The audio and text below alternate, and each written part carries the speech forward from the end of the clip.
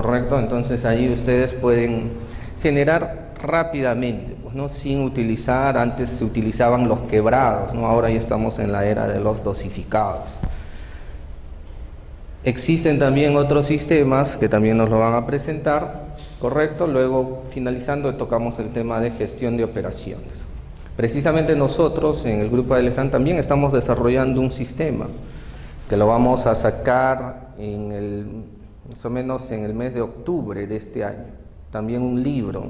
Ustedes saben que si revisan libros de administración en servicio de alimentación, solamente hay uno que nos sirve de referencia, que es el de Blanca Torres de la Universidad de Antioquia de Colombia, correcto, esa es la referente, pero acá en nuestro país no lo hay. Entonces nosotros también en octubre estamos sacando un libro en gestión y administración del servicio de alimentación, correcto. Entonces definitivamente que nosotros trabajar con un software informático nos ayuda pues grandemente. Sobre todo ustedes saben de que el tiempo es dinero. Tener a un profesional destinado, por ejemplo, pues todo un día, 2 días para hacer una programación de menú y para generar la orden de compra, pues es pérdida para la empresa, cuando en ese tiempo podría estar haciendo una auditoría de calidad o revisando los procesos, etcétera. Correcto, con un sistema como esto para un proyecto, máximo en 3 a 4 horas generan su reporte. Ya vamos a ver los pasos, cuáles son los pasos que nosotros tenemos que seguir para realizar una programación de menú y quiénes aprueban la programación de menú. Solamente el que puede autorizar la programación o elaborar el cíclico es el profesional de nutrición. No, son un equipo multidisciplinario. Son 3 los encargados que deben aprobar el cíclico de menú. Obviamente el profesional de nutrición, de acuerdo al Decreto Supremo 019, que todavía está vigente, en la cual autoriza y pone como requisito que todo servicio de alimentación debe contar con un nutricionista. Si se brinda más de 500 comensales, nutricionista a tiempo completo. Y si es menos de 500 comensales, nutricionista a tiempo parcial. Pero todo concesionario tiene que tener un profesional de nutrición, ¿correcto? El siguiente profesional que tiene que validar la programación de menú, pues es el jefe de cocina o el chef ejecutivo de la empresa. Y por último, el gerente de operaciones. Son estos 3 profesionales de la empresa los que deben validar la programación y el cíclico de menú, ¿correcto? Y el profesional de nutrición obviamente pues es el que tiene que manejar todas las herramientas, ¿no? Por ejemplo, yo he ido a cuando hago auditorías a diferentes servicios de alimentación, pues muchas veces los software, ¿correcto?, no son manejados por el profesional de nutrición. Como es sencillo el manejo, ya lo utilizan, por ejemplo, el área de logística, ¿correcto? Y obviamente ahí también se calcula el requerimiento nutricional, ¿no? Por ejemplo, si nosotros queremos participar de una licitación ante una entidad pública o también en una entidad privada que en la actualidad están solicitando que todos los menús programados consignen la cantidad de macronutrientes. Hablamos de macronutrientes, el aporte calórico total, el aporte proteico, el aporte de carbohidratos, el aporte de grasa. Y en algunas licitaciones para el Estado, inclusive, pues, el aporte de micronutrientes, ¿no? Sobre todo hierro, calcio, donde hay mayor deficiencia. Y imagínense, pues, si nosotros hacemos esos cálculos con las tablitas que emite el SENAN y en Excel, ¿no? ¿Cuánto nos demoraríamos para hacer, pues, determinar el aporte nutricional de una programación de un menú, por ejemplo, pues, de 60 días? El profesional de nutrición estaría enclaustrado ahí con su calculadora, su tablita, su hoja Excel, determinando el aporte nutricional. Cuando ahora, pues, un sistema con un solo clic, determinas todo eso, obviamente estableciendo el dosificado. Y pues hoy día ustedes van a aprender, ya la gran mayoría de los concesionarios trabajan con software. Por ejemplo, en Sodexo se maneja el Test Food, que tiene deficiencias, sí, y muchas. solamente te calcula lo que es la requisición de insumos, pero no te calcula lo que es el aporte nutricional. Acá en San Marcos desarrollamos también un sistema que es muy interesante, pero no calcula el aporte nutricional. En este caso sí trabaja en base a una ración de 100 porciones, o sea, la hoja de requisición por 100 porciones, correcto, y cuando te emite la orden de compra, te emite, por ejemplo, por entrada, por plato de fondo, por postre, lo que no hace el NutriSoftware, porque el NutriSoftware te arroja el consolidado total. El NutriSoftware, pues, es excelente en cuanto al cálculo del aporte nutricional, pero la deficiencia es que te arroja la requisición de insumos en forma globalizada. Es decir, no te arroja por platos. Por ejemplo, si yo un día programé, no sé, entrada, papa a la huancaína, arroz con pollo para 900 comensales, entonces los insumos me arroja para el total, pero no me arroja 900 de papa a la huancaína, 900 de arroz con pollo. Cosa que así yo puedo controlar cuando saco de mi almacén, le indico al cocinero de entradas, estos son los insumos que tú tienes que utilizar, no más. Y esto para el jefe de cocina que elabore el fondo. Entonces esa es la deficiencia, por eso es que nosotros estamos desarrollando un software que integra todo eso, el aporte nutricional y también el consolidado total, pero ya por preparación, correcto, y otros plus. Y otra de las deficiencias es que ningún software en la actualidad se complementa con un sistema de inventarios, es decir, con el almacén, cuánto tengo en stock. Ni el Test Food, ni el NutriSoftware, ni el que se desarrolló acá en San Marcos. Estábamos, por ejemplo, en un proyecto, un concesionario de inversión mexicana, Gastronómica Contempo, desarrollamos un sistema, el Micros, en las cuales se ligaba lo que era el control del My Inventory con el sistema de inventarios del almacén. Todo estaba en red porque ahora todo se trabaja en la nube, es así que, por ejemplo, el gerente general de México podía conectarse en cualquier momento y con un clic podía ver las operaciones acá en Perú. Pero el tema pues era de que este software sí es costoso por el tema de la red, nos costó a la empresa $190,000. El Micros es el sistema que utilizan, por ejemplo, las cafeterías transnacionales, ¿no? En este caso McDonald's, KFC, etc. El detalle es que este sistema solamente ha sido desarrollado para cafeterías, comida rápida, más no para concesionarios de alimentos. Así que transformar todo ese sistema a concesionarios de alimentos fue un complicado, al final fue una mala inversión que hicieron ellos, porque este sistema solamente guardaba la información por 20 días. Y nosotros teníamos proyectos donde ustedes saben que el crédito es mensual. Entonces la información que se guardaba solamente era por 20 días. Y luego teníamos deficiencias pues para generar el consolidado mensual. O algunos clientes tienen una facturación cada 45 días o 60 días. Entonces había una limitante en guardar esa información y el costo, ¿no? Y así existen ciertas empresas que desarrollan sus sistemas de acuerdo a la necesidad. Muchos solamente contemplan lo que es requisición de insumos, son pocos los que complementan el valor nutricional. Entonces lo ideal es que el profesional de nutrición pues tenga una herramienta de trabajo obligatoria, correcto, e indispensable, pues, ¿no? Para que ustedes puedan generar pues sus reportes. Por ejemplo, en mi caso conocí el NutriSoftware en el año 2003, correcto. Y ustedes saben que hay muchas empresas que te solicitan determinar el valor nutricional para una licitación. Y obviamente pues ahí es donde en un día ustedes pueden generar más de 2.000 soles, pues, ¿no? Utilizando tu sistema, solamente asesorando a esas entidades. Si apagamos las luces, pues no sé.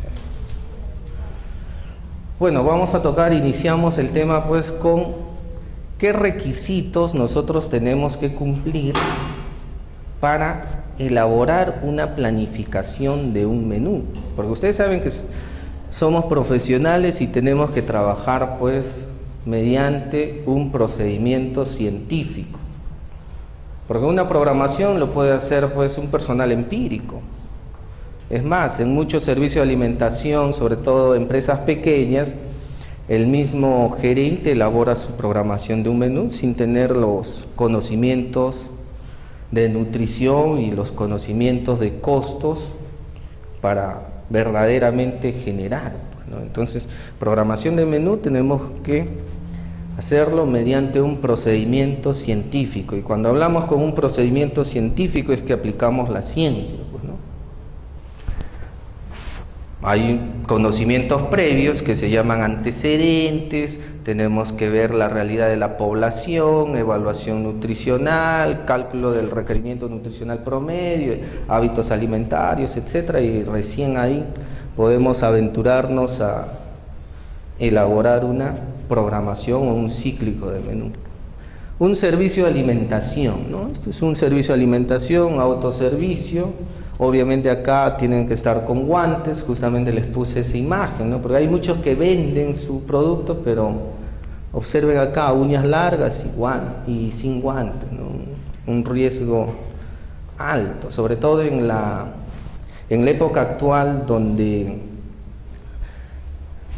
hay mucha competitividad por el proceso de globalización, y hay unos procedimientos estandarizados y sobre todo hay una normativa sanitaria que nosotros tenemos que cumplir y que debe cumplir todo servicio de alimentación. Entonces, y dentro de nuestros principios está pues la inocuidad, ¿no? Un servicio de alimentación es un centro, yo lo defino como una fábrica de preparación de alimentos donde se elaboran preparaciones científicamente planificadas. Científicamente planificadas quiere decir que tengo que utilizar a un profesional de la ciencia de los alimentos para que elabore esa programación del menú, ¿correcto? Entonces es el profesional de nutrición quien se encarga de elaborar la programación, y está en su ley también, ¿no? En la ley que fue aprobada el año pasado, ¿no? La ley del profesional de nutrición, ¿correcto? Entonces, un servicio de alimentación tiene por finalidad elaborar o distribuir preparaciones científicamente planificadas, ¿no? Programadas por el profesional de nutrición. Y esto va dirigida en servicios de alimentación, hospitales, servicios catering, etc. Un servicio de alimentación tiene que ser considerado como una fábrica de alimentos. Ustedes saben que en una fábrica de alimentos las exigencias son mayores. Si nosotros comparamos la 363, la norma sanitaria 363 aprobada en el 2005, con la 007, el decreto supremo 007 y su respectiva modificatoria, ¿cuál es más estricta y cuál es más exigente? ¿La 363 o la 007? ¿Cuál es más exigente? ¿La 363 es más exigente? No, si analizamos es la 007.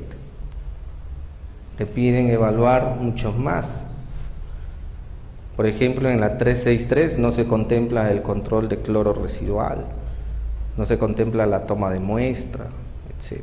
¿Correcto? En cambio, si nosotros trabajamos manipulando alimentos, pues tenemos que cumplir los máximos y los más estrictos estándares de calidad, ¿no? Resultado, por ejemplo, pues hace 3 semanas que salió un reportaje de las pizzas, ¿no?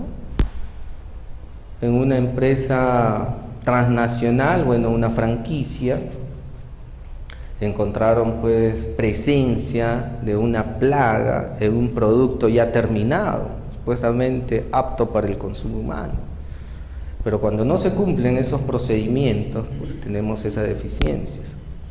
Y sobre todo en nuestro país, pues, ¿no? En nuestro país es muy fácil obtener una licencia de funcionamiento para la preparación de alimentos, a diferencia de países como Chile, Estados Unidos, en la cual los estándares son más estrictos. Y si somos profesionales, pues tenemos que trabajar sobre todo priorizando la salud de las personas, ¿no? Garantizando la inocuidad.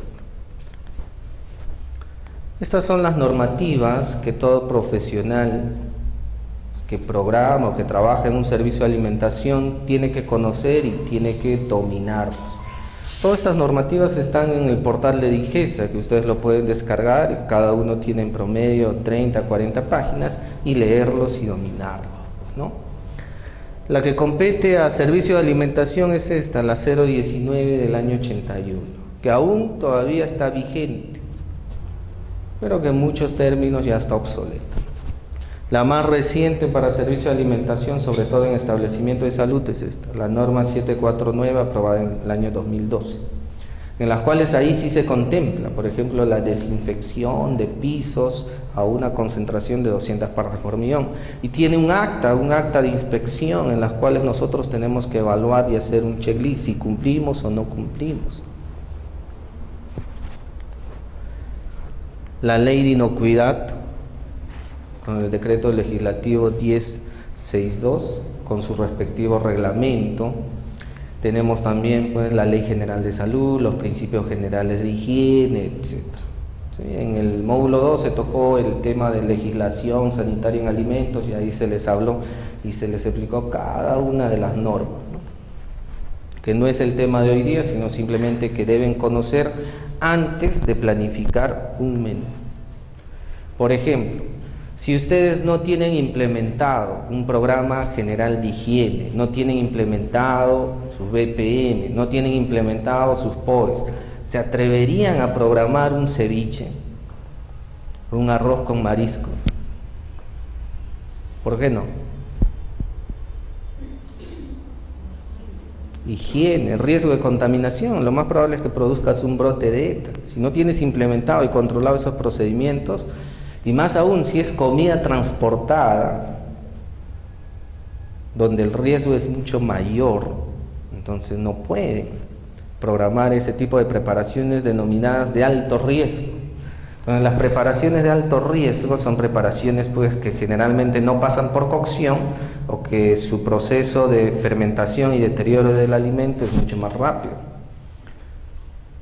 Por ejemplo, ahora en el programa social Cali-Warma, bueno, menos mal ya se han disminuido los brotes de ETA, pero si hablamos 2011, bueno, finales del 2011, 2012, 2013, correcto, los brotes eran continuos, porque se transportaba un bebible y un pan con un determinado relleno, y generalmente pues el bebible llegaba en inadecuadas condiciones. Porque comida transportada se debe transportar en cambros o contenedores isotérmicos que mantienen preparaciones calientes, una temperatura de 60 a 65 grados. Preparaciones frías, bueno, un contenedor que me mantenga la temperatura de esa preparación de 0 a 5 grados. ¿Pero cómo lo transportaban ellos? En taxi, en furgonetas. Y desde la planta de producción hasta la institución educativa, pues no es 10 minutos, 5 minutos, ¿no? En muchos casos era 1 hora, hora y media, tiempo suficiente para que los microorganismos se multipliquen y se produzca el deterioro. Bueno, ahora ya lo han cambiado más o menos a productos ya industrializados, ¿no? En este caso le dan ya sus frugos o su leche chocolatada y por ahí un galleta, bueno, al final se ha trasladado a un producto industrializado. O la otra modalidad es que ya en el propio colegio preparan sus alimentos, su desayuno. Menos riesgo de contaminación. Al final se vuelve a lo que era el PRON en sus inicios, ¿no? Solamente que este programa tiene más de 5 veces más el presupuesto que manejaba el PRON. Muy bien.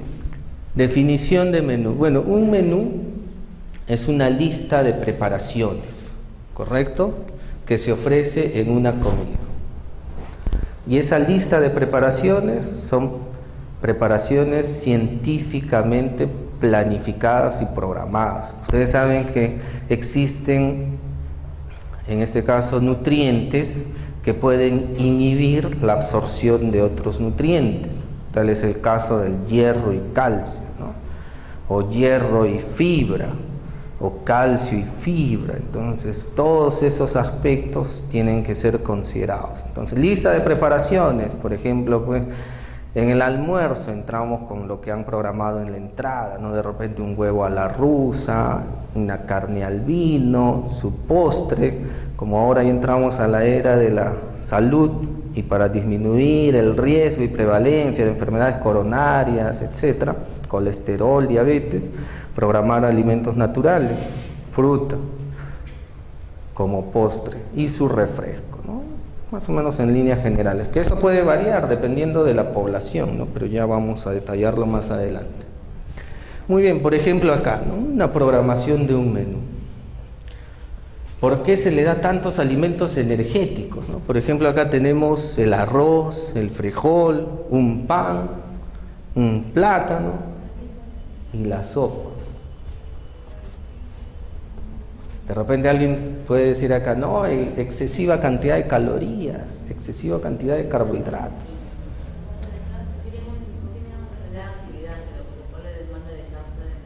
Así es, correcto. Entonces, ellos trabajaron para un proyecto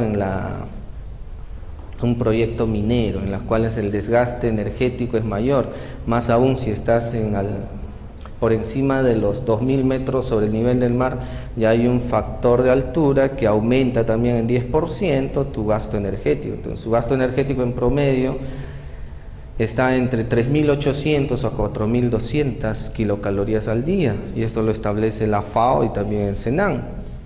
Entonces tenemos que llegar a ese aporte calórico, es por eso que el profesional de nutrición pues establece esa programación. Luego pasa por la revisión del chef ejecutivo para ver si esta preparación tiene o no tiene la aceptación que debería tener, si es de acuerdo a los hábitos, si tengo los equipos y los instrumentos para poder realizar, si el alimento está de temporada. Por ejemplo, en una oportunidad en el año 2011 hacía una auditoría y cuando verifico programación de menú, pues observo de que lo habían cambiado el postre. Y al preguntarle por qué cambiaron el postre, le pregunto al jefe de cocina, no, lo que pasa es que la nutricionista o el nutricionista programó, era el champú limeño, y en la actualidad no es temporada de guanábana. Correcto. Entonces, tenemos que considerar también los alimentos de temporada, de estación. Entonces, ¿cómo me atrevo a programar algo? Porque en esa observación, incumplimiento por modificación del menú. Entonces ya tenía una no conformidad por responsabilidad de aquella persona que había planificado el menú. O sea, sin tener conocimiento o sin verificar de que obviamente ese producto no era de estación, ¿no?, en ese momento.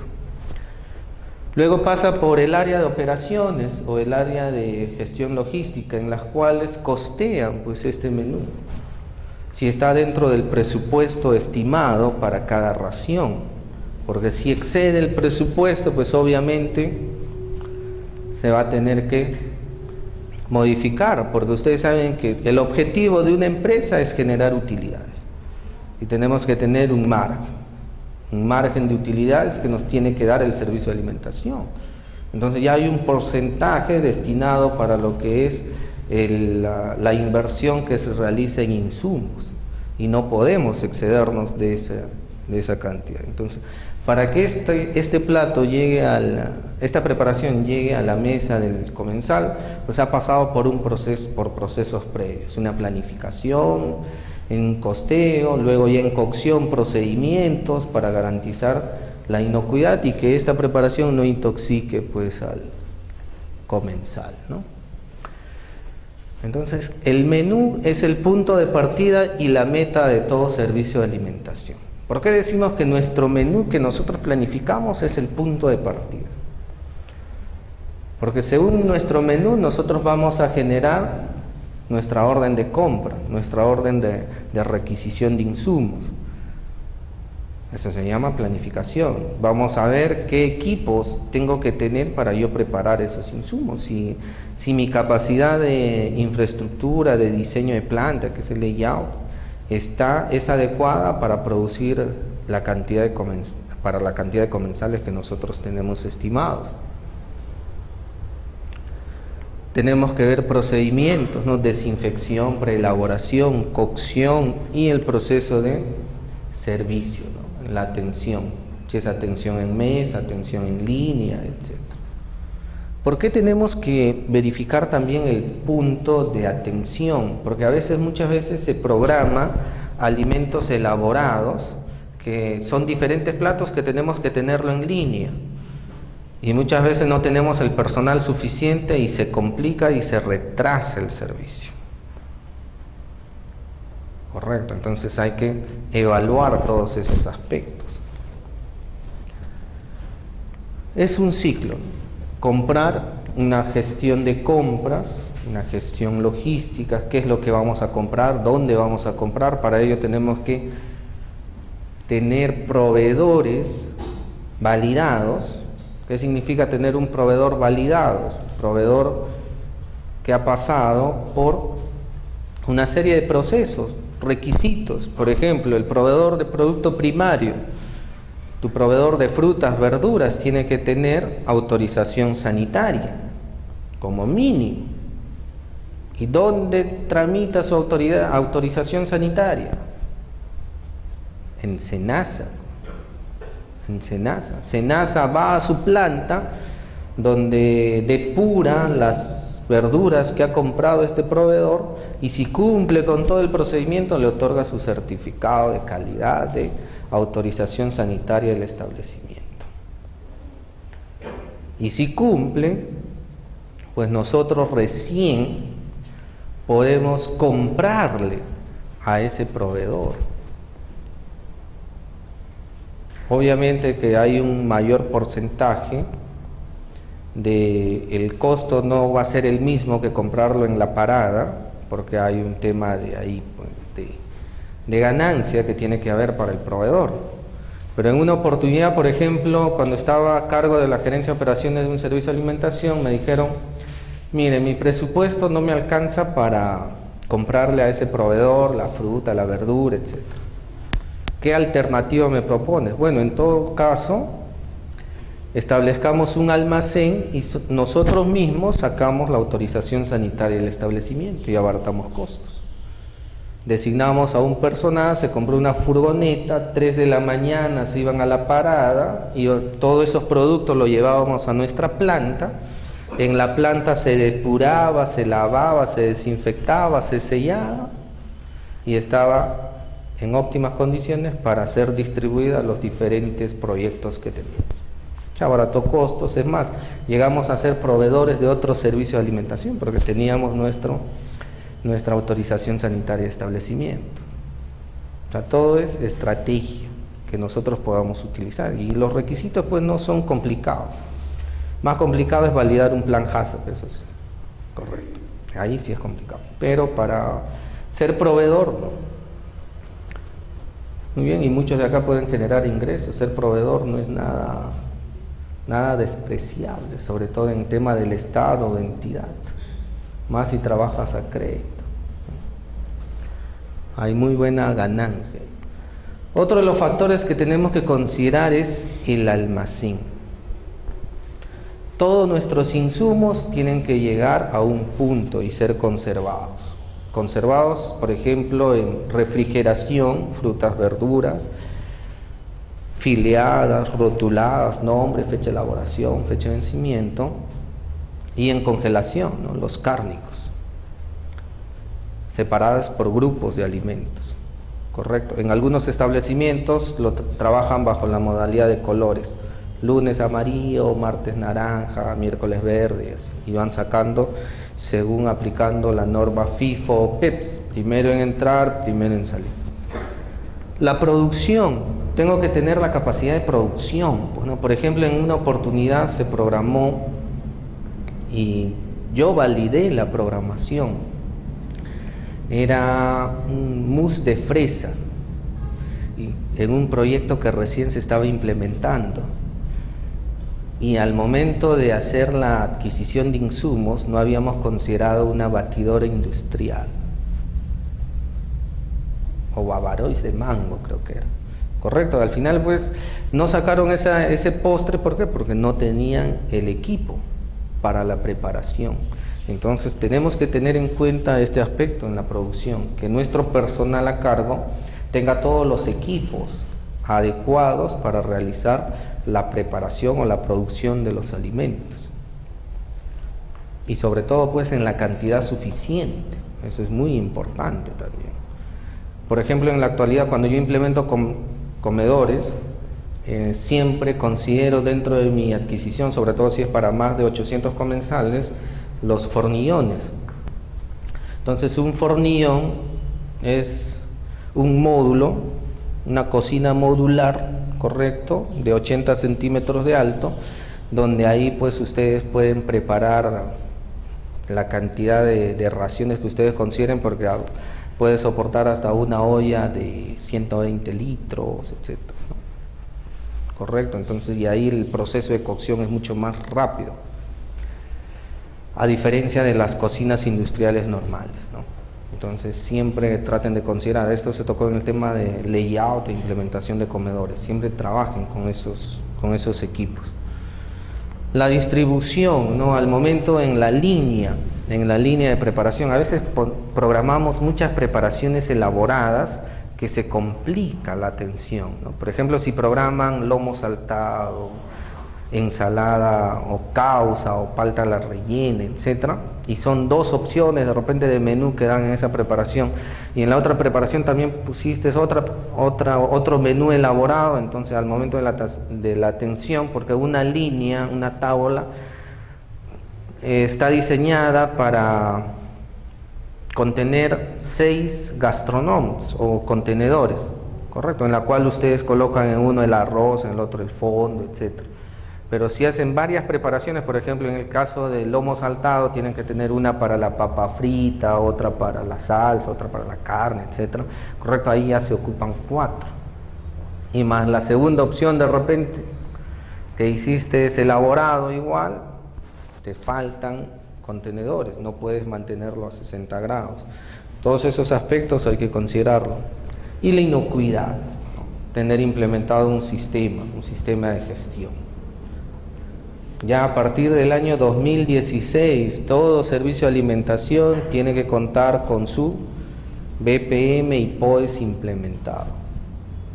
Hasta este año todavía nos han dado plazo, nos estamos adaptando según el Decreto Supremo 014 o 04, aprobado el año 2014.